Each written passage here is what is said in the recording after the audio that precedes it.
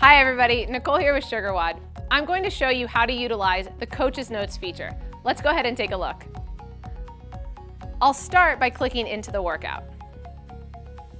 Once in the workout, I'll see two sides to the screen. The blue side, that's for athletes, and that's what the athletes will see when they look at the app. But the gray side, that's reserved for coaches.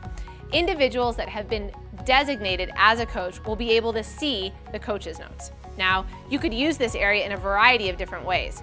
I could use it to list out the primary points of performance or different scaling options. I could also put notes about how I want the workout to be executed.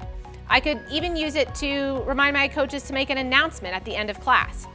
I could even go so far as to put in a to-the-minute class plan such that the workout is executed the same way throughout the day.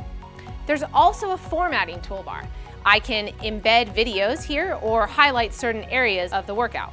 The Coach's Notes feature is available for any workout in SugarWOD.